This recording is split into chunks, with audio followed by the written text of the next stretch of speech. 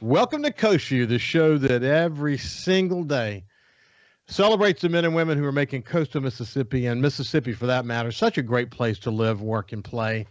I love spending time with you every morning celebrating coastal Mississippi, and from time to time talking about issues that are important to you. But mostly we celebrate on this show, and I want to share with you a quote that my friend Stacy Waldrop shared. Stacy's one of the most positive people I know. But this is from Mindfulness Ireland, actually. And here's what it says. Maybe your life purpose isn't supposed to be a thrill-seeking narrative. What if you were meant to be the sunshine to someone's stormy day, or the voice of clarity to a frantic mind? You don't have to be a superhero to save the world. I love that. And what it means is, if you're walking down the hall at work, or maybe at church, or maybe in your volunteer work, and you pass somebody, take a minute to smile at them. See what's on their mind. See if they just need someone to talk to. But more than anything, smile and say good morning, or good afternoon, or I hope you're having a great day. Connect with people. Sometimes that one person, that connection you make in that moment, is probably one of the most important things that you can do. And what I hope that Coast View provides for people is an opportunity for me to maybe share some of these inspiring words, or maybe some of these inspiring stories, and maybe light a fire in you to maybe reach out to someone, maybe reach out to the community, maybe find your role to play from a volunteer point of view. Or maybe it's just listening to some of the amazing stories that I have the opportunity to bring to you every day and be inspired by their story. You know, everybody starts from somewhere. They don't just land where they are. And as John Hairston said to me a couple of years ago, you know, you don't just decide to be the president and CEO of the business council or the coast chamber or whatever. You have to flex the muscles. You have to work hard. You have to figure out what your role is going to be or where you want to learn and go flex those muscles. And over time, you develop a capacity to make a bigger difference. But remember what this says. You don't have to be a superhero to save the world. You know, sometimes it's just one person at a time. And I think that's great advice. And I thank my friend Stacy for sharing that. Now let's move over to my friend Tanner Swetman. Tanner's been on the show before. I really enjoy the time that we've had to spend together. We'll start from a very interesting place actually today. But Tanner is the Senior Vice President and Chief Operating Officer of People's Bank, the People's Bank. How you doing, Tanner? How you doing, buddy? Oh, doing good. How about yourself? I'm doing really well. Hey, so here's where we're going to start from, though. We'll talk about the economy and the bank and how you see things on the coast these days, et cetera. But I'm really curious about when you look back on this hunting season, because you love the outdoors just like I love the outdoors. Yes, sir. What sticks out in your mind about this past hunting season? Well, primarily my son Clark shot all the deer. I only got to take one this year because he was he was the family sniper. he beat me 3-1.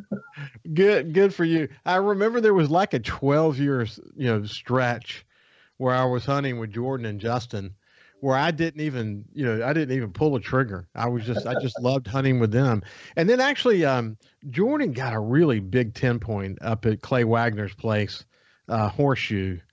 And it's been a few years ago, but he was certainly old enough to hunt alone when he shot that 10-point.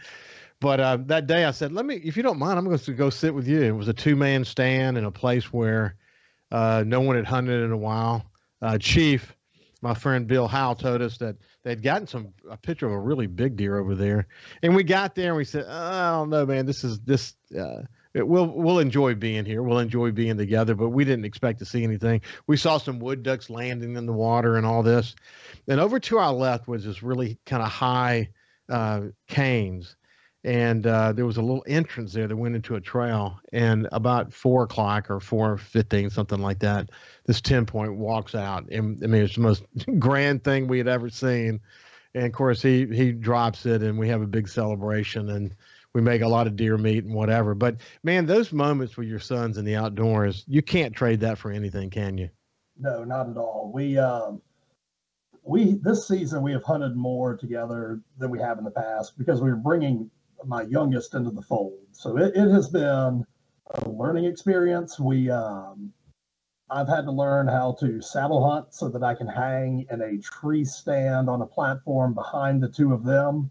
Because you have the 2-man stands, you have box stands, but it gets really hard to hunt 3 people from a stand, especially whenever your 9 and 12-year-old are the size of my 9 and 12-year-old. Yeah. They're larger humans. They're gonna be bigger dudes for sure. they're gonna be bigger. Of course, this is not Super Talk Outdoors, my statewide outdoor show, but I'll bring it up because, this opportunity we have in this state, whether it's saltwater fishing in coastal Mississippi or hunting or just in canoeing or just enjoying the outdoors, I often refer to Mississippi being the capital of the outdoors in the United States. But this tradition of the outdoors that we're able to share with our kids. I've said before, and I know you feel the same way as well, but it saved me as a young guy, my love of the outdoors. And it probably, if you were to talk to my sons, it probably saved them too, because rather than just run, go gallivanting and enjoy life like a lot of kids are doing, they'd rather get in a boat and go fishing or go up, go hunting. And, you have a great opportunity to spend time with your sons, both in South Mississippi and up in the Mississippi Delta. So you're able to show them sort of both. But it doesn't really matter where you are, does it, as long as you're with them?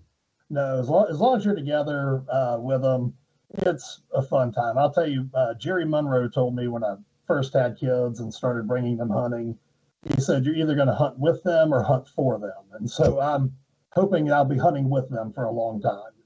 Well, Jerry's right. Jerry's definitely right about that. I still look back, I used to go, when I was young, I used to go spend the night on Courthouse Road Pier and fish for redfish or sharks or whatever. And I look back on it now and I can't believe my parents let me do it. I really can't. But they trusted me, and for good reason. They had a reason to trust me. But frankly, I wouldn't have gone and left the rod because redfish were running and I didn't want to miss that run. And there's just something about that, the feeling of that. As it relates to coastal Mississippi, man, we're really lucky to live here, aren't we? Oh, absolutely. There's so many things to do. Yeah. Especially driving in downtown Biloxi every day right now. There's so much development going on.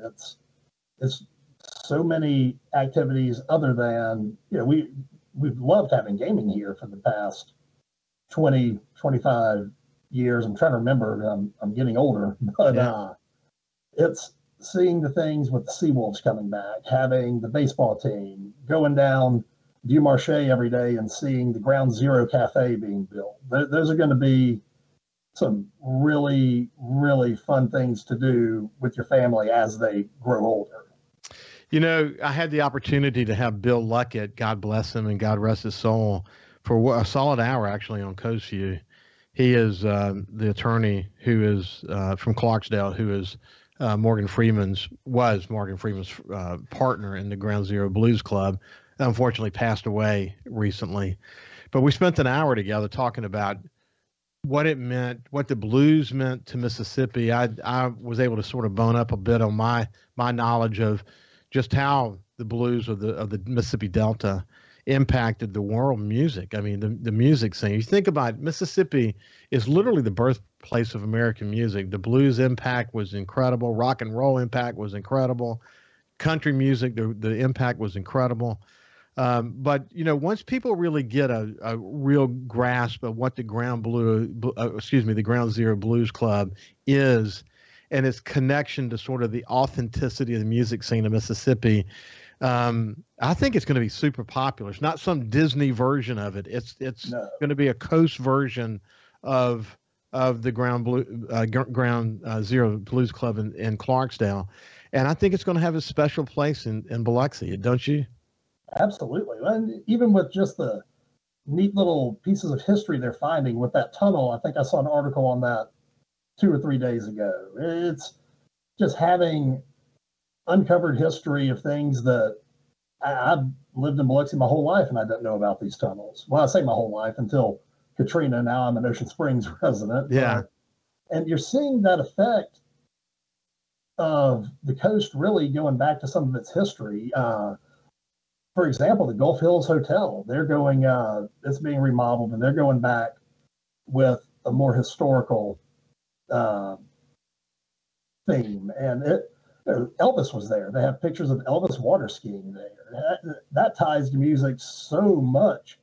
And I'm glad that we're bringing that back into what we're seeing and what we're doing along the coast. Well, there's no doubt about it, Tanner, and I think that as we start to really appreciate the incredible amount of things that are happening, I often say about the coastal communities that each has its own very special sense of place, very special. But when you add all these special, senses of places together, it makes up coastal Mississippi. Coastal Mississippi is an economic engine. It's a region of the state that is what I often refer to as the engine that drives the economy of the entire state. But when you look at it from the point of view of someone who's going to live here, move here, who already lives here, what it brings and what we're beginning to really appreciate in terms of how to really step up that quality of life is, I mean, there's something going on in every single community that's involving mixed use communities, that's involving bringing back some of the historical connections that exist here. But when you bring it all together, man, it's special. And when you look at Ocean Springs, look what's happening in Ocean Springs where you live now. Look what's happening in Biloxi, and I mean, we could just literally talk about every community. Pascagoula, man, what they're doing in downtown Pascagoula now, now that it's a historic district, and what they're doing with mixed use and et cetera. I mean, it's truly incredible. You're going to see people starting to move back into the downtowns when for so long the trend was to move out into the rural areas. That's actually been flip-flopped, and people now want to live, work, and play in a similar space, and that's really important, isn't it? Oh, absolutely. Well, and you mentioned Pascagoula. I hear they have a really good mayor. He happens to be my father-in-law. Yeah, I know he is. I know he is. And so I like that little plug for Mayor Willis over there. It really is. You see a lot of people moving back into that area. Mayor Willis is terrific. I've had him on my show 2 or 3 different times, and I love spending time with him because at the end of the day, we have a tremendous opportunity to spend time together. Hey, when we come back, we'll continue our conversation with Tanner Swetman. Welcome back to the final segment of Coast View today. We appreciate you joining us, and we have Tanner Swetman, who's the Senior Vice President and Chief Operating Officer for the People's Bank. And in the first part of our visit together, we just talked about how we enjoy being in the outdoors together with our kids, and a little bit about the community and what's happening. There's so much good news all across coastal Mississippi. Tanner, let's switch gears for a second, and let's remind people what it is you do at the People's Bank. Oh, well, I am the Chief Operating Officer. I spent the previous probably decade in the investments area. We're just doing fixed income investing for the bank. I moved over to the operations side, and I have had a crash course in operations through COVID. I was promoted about a month before the pandemic began. So thank goodness that I have the team of people that I do over here that helped coach me through it and kept me from making big mistakes along the way. Yeah. Operations was a new thing for me. Well, you spent a lot of time in investments and through some really dynamic times. I mean, you look back on you really became quite proficient at understanding the economic situation and so on. So let's talk just a second about how concerned are you about inflation these days? A little more than I was previously. Over the past 10 years or so of going through the bank investments, I've really learned it's hard to fight the Fed.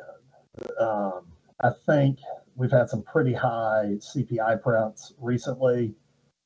And the Fed was saying that it was transitory. So I'm more inclined to take them at their word.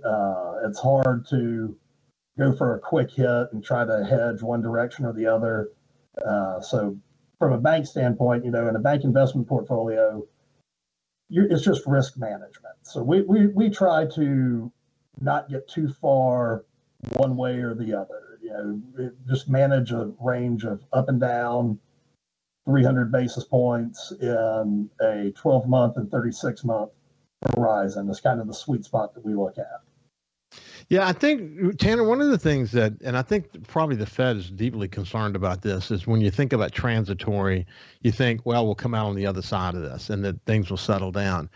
I think that companies, as a general rule, and I wonder about this, that their business models have changed in some cases dramatically. Yeah, for example, the cost of labor today seems to be an issue, and I don't know if that's going to work its way out anytime soon. The notion around remote work and how that might affect, company headquarters and, and then you still have the supply chain issue, which is slowly but surely getting worked out. But in some cases, people are redefining how they're managing their supply chain and where they're getting their products from. And you'll see new things arise from that. That's not a fix that happens overnight. So, even if it is transitory, it may be a while before we work out on the other side of this. I think there's a chance it could be a few years. Right now, whenever the Fed's telling us there could be 3 to 4 hikes, and there's a lot of discussion about a 50 basis point hike, a lot of fear goes into that. People go, well, what's going to happen? The market's going to crash when the Fed hikes. Cheap money's just going away. In reality, it's, looking on historical terms, it's more of a normalization than I would say a hike. Yeah. The historic interest rates, we're still in historic lows. My father taught me, I hate to quote him too much, but he's always followed the 10-year Treasury. And it has been in a constant decline in interest rates since 1987. Yeah. Yeah. I mean, it's really incredible what's happening. Again, everything is relative. So you compare, the current interest rates to what they were a couple of months ago, which were near zero, actually. Zero. And so the thing about it is that people forget 1979 when we had 19 and 20% interest rates. That's a tough scenario. And frankly, if you think about what the Fed is doing today, man, they have telecast pretty well what their actions are going to be. To some extent, some of that's kind of baked into the market already, isn't it? Absolutely. If they had a 50 basis point increase, it shouldn't be too much of a shock to everybody who has been listening to them. Yeah. Now, hey, so Brandon, go ahead. I'm sorry. No, I was going to say, but in the short time we have left, just real quick, how's the bank doing these days? We're doing good. We just came off of our fourth best year ever. That was 2021 ended up being a good year for us. We were good. Your dad is my dear friend Chevis Swetman. How's he doing? He's doing good. I've been toting him around for about the past 2 weeks because, you spend 60, 65 years playing tennis on hard courts. He has a little bit of a knee problem, but hopefully we just saw our good friend, Dr. Jeff Noblin, and we'll get that sorted out really quickly. Now, Noblin's the best. I'm planning to have him on the show soon to talk about kids' injuries and what people are seeing these days. Anyway, it's been great to catch up with you, Tanner, yes, and we'll have to make this a kind of a regular occurrence to get together. Well, I appreciate your time. You bet. This has been Tanner Swetman. He's the Senior Vice President and Chief Operating Officer for the People's Bank. And have a great day. We'll see you tomorrow. You too. See you tomorrow. Bye-bye.